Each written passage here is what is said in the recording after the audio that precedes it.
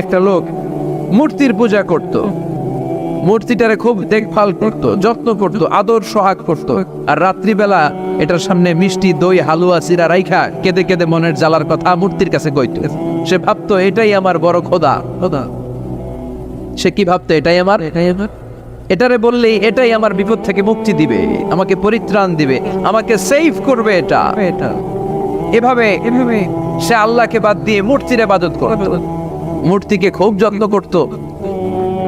একদিন কোন এক কাজে মূর্তিটাকে রেখে এসে ঘরের বাইরে গেল, এক পাশে গেল। কাজ শেষে এসে দেখে তার এই মূর্তির গায়ে পানি। মূর্তিটাকে দেখতে মনে হচ্ছে যে কে যেন গোসল করায় গেছে, পানি। তো সে ভাবলো যেহেতু আমার খোদার গায়ে পানি, এটা নিশ্চয়ই ভালো পানি হবে। He thought it is the water of mercy and blessings. সে ভাবলো it could be the water of rahmah. এটা মনে হয় রহমতের পানি হবে, যেহেতু খোদার গায়ে পানি। তো রহমতের গায়ে পানি শুকিয়ে যাওয়ার আগে খেয়ে ফেলি, তাহলে সব রহমত ঢুকবে কই? পেটে। When he thought it is the water of rahmah, water of mercy and blessings, he started to suck it with his tongue. সে জিহ্বা দিয়ে চাটতে শুরু করছে, চেটে চেটে সব রহমত নিয়ে নিচ্ছে পেটে। When he started to suck it, he found the taste is little bit bitter. The taste is weird. জিহ্বা দিয়ে যখন চাটতে শুরু করছে তখন সে পেল যে এটার স্বাদটা কেমন যেন কটা কটা লাগে, লবণাক্ত, একটু টক টক, হাজমুলার মতো লাগে। কিসের কিরে এরকম লাগে? কেন লাগে? If it is the water of mercy, it should be sweeter. এটা যদি রহমতের পানি হয় এটা সুইট হবে, মিষ্টি হবে। টক লাগে কেন? কটা লাগে কেন? ঘটনা কি? খুঁজতে লাগলো ডানে বায়ে, খুঁজতে খুঁজতে দেখে ঘরের পাশে দুইটা খ্যাকশিয়াল। অনেকে এই বর্ণনাটা দিতে যে কুকুরের কথা বলে, কিন্তু হাদিসে এসছে খ্যাকশিয়াল, সালাবা, দুইটা খ্যাকশিয়াল। দেখতো যে একটা খ্যাকশিয়াল এখনো পা উঁচু করে রাখছে, মাঝখান থেকে রহমতের পানি এখনো কিছু পড়ছে। Just dropping the water of রাহমা, এখনো পড়তেছে টপ টপ। বোঝা যায় না? বোঝা যায়। টনক নড়েছে তার ঘুমন্ত বিবেক এবার জেগেছে। এবার সে চিন্তা করলো, হায় হায়, এতক্ষণ ভাবছি রহমতের পানি, এখন দেখি কুত্তার মুত, এখন দেখি খ্যাকশিয়ালের পেশাব। সর্বনাশ, কি করলাম? এতটা বছর, এত টাকা, এত পয়সা, এত আদর সোহাগ যত্ন এটারে দিলাম, কি দিল তার বিনিময়ে সে আমাকে? যে একটা খ্যাকশিয়ালের পেশাব থেকে, কুকুরের পেশাব থেকে নিজের বাঁচাতে পারে না, সে জাহান্নামের আগুন থেকে কিয়ামতের দিন আমারে কেমনে বাঁচাবে? রাগের চোটে খোদারে ধরে দিছে আসার। খোদারে ধরে কি করছে? এক আসারে খোদার হাত পাও নাই, ভাঙ্গা খোদারে নিয়া দৌড়ে দৌড়ে বিশ্বনবীর কাছে এসেছে। এসে বলল, আব্দুল্লাহর বেটা মোহাম্মদ, এতদিন ভাবছি এটা খোদা, এখন দেখি হুদা। এটার পিছনে ঘুরছি, এটার কোনো পাওয়ার নাই, সব পাওয়ার আছে একজনের। চিল্লায় বলো, তিনি কে? ঝিনুকের ভেতর লুকিয়ে থাকে যেমন মতি, ঝিনুকের ভেতর লুকিয়ে থাকে যেমন মতি, কালমা শাহাদাতে আছে আল্লাহর জ্যোতি, কালমা শাহাদাতে আছে আল্লাহর জ্যোতি। পড়েন। ঝিনুকের ভেতর লুকিয়ে থাকে যেমন মতি, ঝিনুকের ভেতর লুকিয়ে থাকে যেমন মতি, কালমা শাহাদাতে আছে আল্লাহর জ্যোতি, কালমা শাহাদাতে আছে আল্লাহর জ্যোতি। সুবহানাল্লাহ পড়েন। এসে বলে, আব্দুল্লাহর বেটা মোহাম্মদ, ভাবছিলাম খোদা, এখন দেখি খুদা, আর এটারে ডাকতে চাই না, তুমি আমারে পড়ায় দাও লা ইলাহা মুহাম্মাদুর রাসূলুল্লাহ। কালিমা পড়ে মুসলমান হয়ে গিয়েছে। সুবহানাল্লাহ পড়েন। এজন্য এই সূরার একটা নাম হচ্ছে সূরাতুস সামাদ। তাহলে পাইলাম সূরাতুত তাওহীদ, পাইলাম সূরাতুল মারিফা, পাইলাম সূরাতুস। সুবহানাল্লাহ পড়েন। এই সূরাটা বিশ্বনবী সাল্লাল্লাহু আলাইহি ওয়াসাল্লাম প্রতিদিন ফজরের নামাজের সুন্নত যে 2 রাকাত, ফজরের সালাতের সুন্নত 2 রাকাত পড়ি না আমরা, এই সুন্নত 2 রাকাতে বিশ্বনবী পড়েন। মাগরিবের 2 রাকাত সুন্নতের মধ্যে এই সূরাটা পড়তেন। বেতেরের 3 রাকাতের শেষ রাকাতে বিশ্বনবী সূরাতুল ইখলাসটা পড়তেন। আবার তাওয়াফ করার পরে যারা হজ উমরা করছেন, তাওয়াফ করা লাগে না? কয়টা? 7টা। 7টা তাওয়াফে একটা তাওয়াফ হয়, 7টা রাউন্ড দিলে, টার্ন দিলে 7 টার্নস মেক এ তাওয়াফ। 7টা টার্ন দিবেন আপনি, তখন একটা তাওয়াফ হয়। এই ইবাদতটা শুধু মক্কাতুল মুকাররমাতে করা যায়, আর পৃথিবীর কোথাও করা যায়? তাওয়াফ। প্রতিদিন 120টা রহমত নাজিল হয় কাবা ঘরে।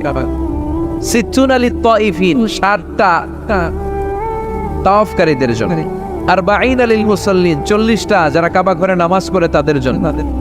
ওয়াল 20 লিন-নাযিরিনা ইলাল কাবা, বাকি 20টা যারা নামাজও পড়ে না, তাওয়াফও করে না, শুধু কাবার দিকে দু চোখ মেলে তাকিয়ে থাকে, তাদের উপর প্রতিনিয়ত 20টা রহমত নাজিল হতে থাকে।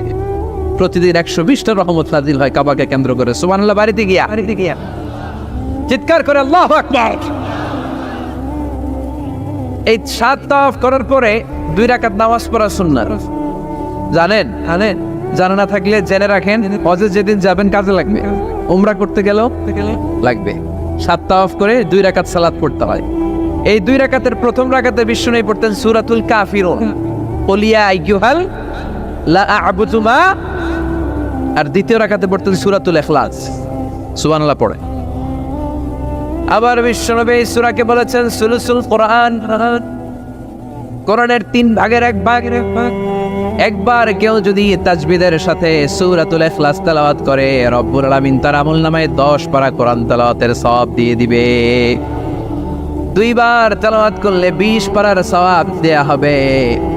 3 বার যদি কেউ এই ছোট্ট সূরাটা কেবলমাত্র 3 বার তেলাওয়াত করে, পুরো কোরআন খতমের সওয়াব আমলনামায় দিবে কে?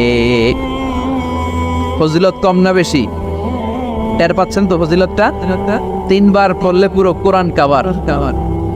কোন মুহাদ্দিসিন বলেছেন না বিশ্বনবী সুলুসুল কোরআন দ্বারা 1/3 অফ দ্য বুক দ্বারা এটা বুঝায় নাই। বিশ্বনবী বুঝিয়েছেন পুরো কোরআনটাকে যদি প্রেসাইজ করা হয়, কনসাইজ করা হয়, যে হুজুর পুরো কোরআনের সব কথাগুলোর আপনি প্রেসাইজ করে 3 শব্দে আমারে বলেন যে পুরো কোরআন আল্লাহ কি বলেছে, তাহলে আমি বলবো কোরআনে আল্লাহ আপনাকে বলেছে তাওহীদের কথা, বলেছে রিসালাতের কথা, আর বলেছে আখিরাতের কথা। তাহলে পুরো কোরআনের মৌলিক কথা 3টা। 1 নাম্বার তাওহীদ, 2 নাম্বার রিসালাত, 3 নাম্বার সবাই বলেন 1 নাম্বার, 2 নাম্বার, 3 নাম্বার। যেহেতু এই সূরাটা তাওহীদ নিয়ে কথা বলে, যেহেতু এই সূরাটা তাওহীদের রূপরেখা অঙ্কন করেছে, সেহেতু কেউ যদি এই সূরাটা পড়ে কেমন যেন সে কোরআনের 3 ভাগের 1 ভাগ তেলাওয়াত করে ফেলল। সুবহানাল্লাহ। এজন্য এটাকে বিশ্বনবী বলেছেন সুলুসুল কোরআন, 1/3 অফ দ্য বুক। হয় একবার পড়লে 10 পারা, 2 বার 20 পারা, 3 বারে পুরো খতম, না হয় অন্তত তাওহীদের সব বিষয়গুলো আপনার অন্তরের মধ্যে ঢুকে যাবে। চিল্লায় কোন আল্লাহু আকবার।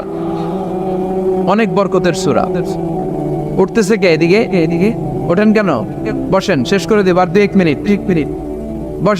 বসেন। ওঠা বসা I dislike it very much. I never tolerate you just come and go. No, you cannot do this, man. এটা ইচ্ছে মতো এখানে এটা করা যাবে না। এসে চুপ করে বসবেন মনোযোগের সাথে। এই যে ক্যামেরা করতেছে মিডিয়ার ভাইয়ারা মনে করতেছেন আর কোনো ক্যামেরা নাই। ওয়া কুল্লা শাইইন আহসাইনাহু ফি ইমামিম মুবিন। ইমামুম মুবিন নামক জান্নাতি ভিডিও রেকর্ড দিয়ে আপনাদের সব কিছু রেকর্ড করে নিয়ে যাচ্ছে কে?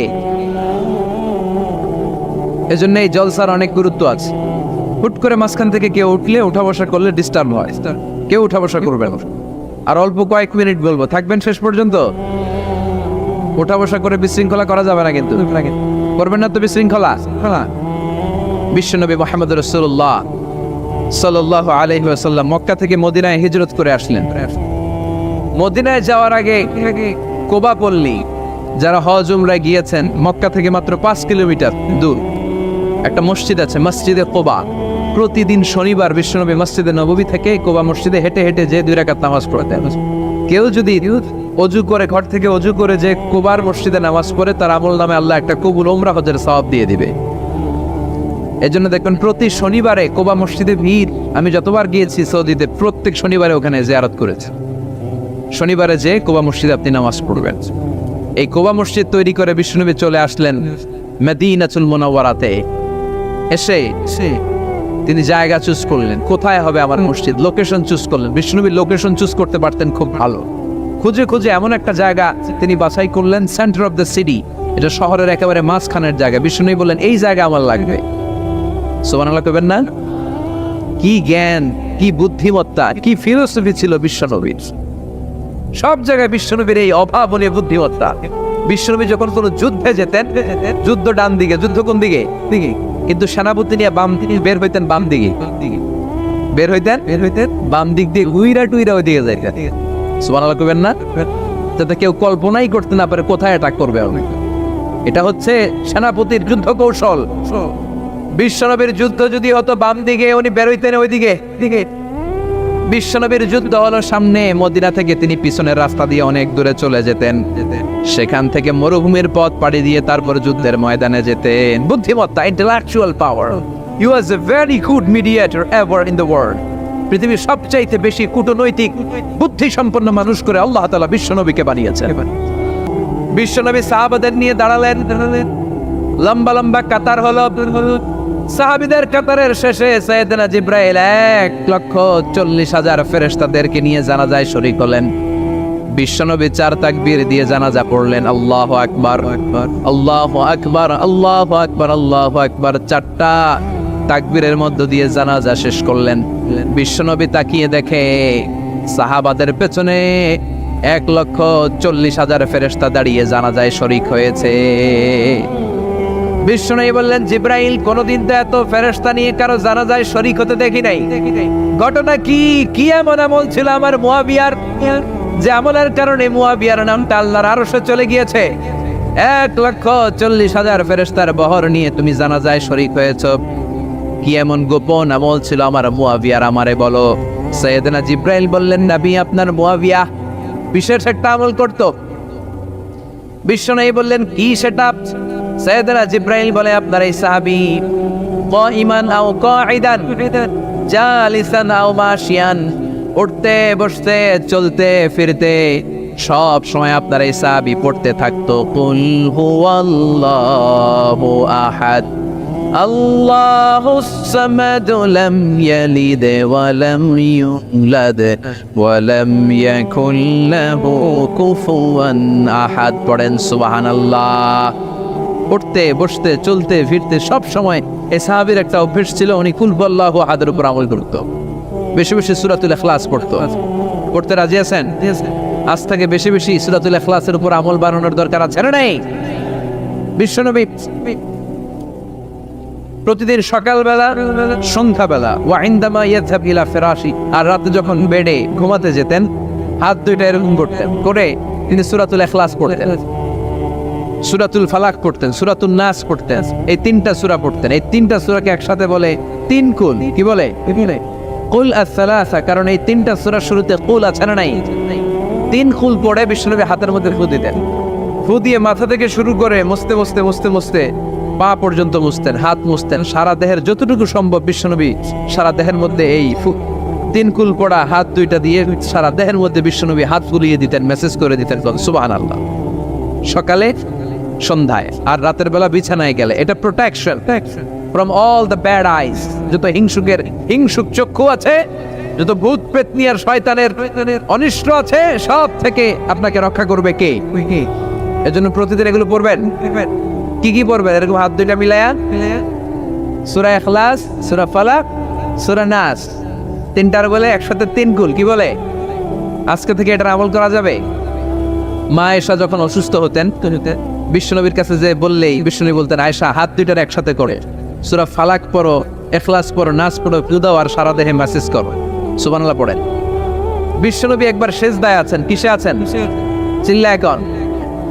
সেজদা অবস্থায় লাদাগাতহু আকরাব, একটা বিচ্ছু পোকা এসে বিশ্বনবীর হাতের মধ্যে কামড় দিয়েছে।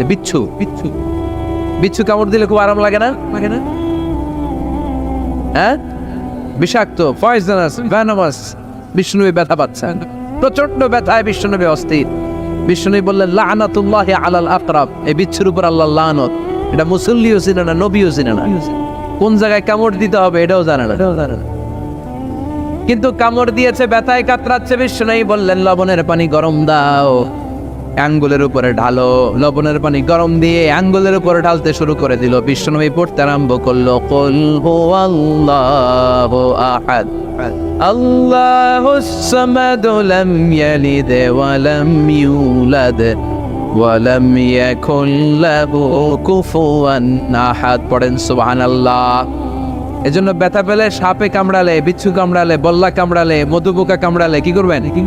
সূরা ইখলাস, সূরা ফালাক, সূরা নাস। আবার বলেন সূরা ইখলাস, সূরা ফালাক, সূরা পড়ে ফু দিবেন। আর রাত্রিবেলা সকালবেলা ঘুমোতে যাওয়ার আগে হাতের মধ্যে ফুল দিয়ে সারা দেহে মেসেজ। মনে থাকবে না? মাহফিল শেষ, ওয়াজও শেষ, মনে থাকবে তো? আল্লাহ বললেন কুল হুয়াল্লাহু আহাদ। নবী আপনি বলেন আল্লাহ একজন, এক এবং অদ্বিতীয়। আমাদের আল্লাহ কয়জন? একজন হতে আমাদের জন্য লাভ না লস? কেমনে লাভ? 3 জন 4 জন হইলে কইতাম আমগো আল্লাহ 60 জন। হ্যাঁ, 3 জন হইলে 3 রকম বলতো, একজনকে খুশি করে পারি না। 3 জন হইলে ঝামেলা আছে না নাই? আল্লাহ যদি 2 জন হতো কি হতো? একজন বলতো এতদিন তুমি তোমার মন মতো মহাবিশ্বের সব কিছু পরিচালনা করেছো, আজকে থেকে আমি আমার মন মতো করবো, ঝামেলা আছে না নাই? এতদিন দুনিয়ার মানুষগুলো পায়ে ভর দিয়ে হাঁটতো, হাত দিয়ে খেত, এখন থেকে যতগুলা মানুষ আসবে সব হাতে চলবে আর পা দিয়ে খাবে, আছে না নাই? এতদিন যাবত মেয়েরা গর্ভধারণ করতো তোমার নিয়মে, ছেলেরা কামাই করতো, এখন থেকে পুরুষরা গর্ভধারণ করবে, মেয়েরা কামাই করবে, আছে না নাই? এতদিন তুমি পূর্ব দিক থেকে সূর্য উঠিয়েছো, পশ্চিম দিকে অস্ত দিয়েছো, কালকে থেকে আমার নিয়মে পশ্চিম দিক থেকে সূর্য উঠাবো আমি, পূর্ব দিকে অস্ত যাবে। কিলাকিলি আছে না নাই? 2 জনের মধ্যে যদি সংলাপ সমঝোতা না হইতো মারামারি আছে না? এজন্য আল্লাহ বলেন লাউ কানা ফীহিমা আলিহাতুন ইল্লাল্লাহু লাফাসাদাতা। মহাবিশ্বে আল্লাহ একজন না হয়ে যদি একাধিক হতো, মহাবিশ্বটা মুহূর্তের মধ্যে ধ্বংস হয়ে যেত। ঠিক কি না? ঠিক কি না? এজন্য আল্লাহ একজন হতে আমাদের লাভ হয়েছে। 3 জন হইলে 3 রকম কথা কইতো। ঠিক কি না? একজন বলতো আমারে বেশি ডাকস না কেন, ওরে ডাকস কেন? আল্লাহ 3 জন, খোদা কয়জন? একজন বলতো ওরে ডাকস, আমারে ডাকস না কেন? ওর জিকির করলি, আমার নামের জিকির করলি না কেন? ওরে খুশি করতে চাস, আমারে করস না কেন? ভেজাল হইছো না? এখন একজন, মারলেও আসি, কাটলেও আসি, বাঁচলেও আসি, একজন। সুবহানাল্লাহ পড়েন। এটা সহজ হয়ে গেছে। এজন্য আল্লাহ বললেন কুল হুয়াল্লাহু, সবাই বলেন কুল হুয়াল্লাহু আহাদ, মানে এক বা একক। আল্লাহর কোনো শরীক নাই, তার কোনো সাথী নাই, তার কোনো বন্ধু নাই, তার কোনো বাবা নাই, তার কোনো পিতা নাই, তিনি হলেন আহাদ। আহাদ হচ্ছে আল্লাহর চমৎকার একটা নাম। সাইয়েদনা বেলাল রাদিয়াল্লাহু তাআলা আনহুকে ঈমান আনার জন্য অত্যাচার শুরু করা হলো। এমন কোনো মাইর নাই তারা দেয়া হয় না, পিটিয়ে রক্তাক্ত করে জমিনে ফেলে রাখা হতো, পিটিয়ে গোশত হাড্ডি থেতলে ফেলা হতো। প্রচন্ড মরুভূমির গরম বালুর মধ্যে ওনাকে শুইয়ে রেখে পেটের উপরে পাথর চাপা দেয়া হতো, বলতো এবার জিকির কর লা ইলাহা ইল্লাল্লাহ। বেলাল আর জিকির করতে পারে না, লা ইলাহা ইল্লাল্লাহ শ্বাস বের হয় না, শ্বাস যেটা ঢুকায় বের করতে পারে না, শ্বাস নিতে পারে না, লা ইলাহার আওয়াজ আর মুখ দিয়ে বের হয় না। এবার বেলাল ছোট্ট করে আল্লাহর ডাকে পড়ে আহাদ। কি পড়ে? আরো জোরে পড়েন। এজন্য আল্লাহ বললেন কুল হুয়াল্লাহু আহাদ, তিনি এমন আল্লাহ, তিনি হলেন আহাদ। আহাদ ছিল বেলালের জিকির। ঠিক কি না? ঠিক কি না? এখন আজান আছে কিন্তু বেলালের রূহ নাই, মানুষ আছে কিন্তু সেই ঈমান নাই। চিল্লা এখন ঠিক কি না? আজ সেই কোরআন আছে, হাদিস আছে, সেই ঈমান আর মানুষ নেই, সেই আলী হায়দারে ওসমান নেই। আজানের ধ্বনি আছে আগের মতোই, আজানের ধ্বনি আছে আগের মতোই, বেলালের সেই রূহ নেই, বেলালের সেই রূহ নেই। আজ সেই কোরআন আছে, হাদিস আছে, সেই ঈমান আর মানুষ নেই, সেই আলী হায়দারে ওসমান নেই। ফলসফা আছে আগের মতোই,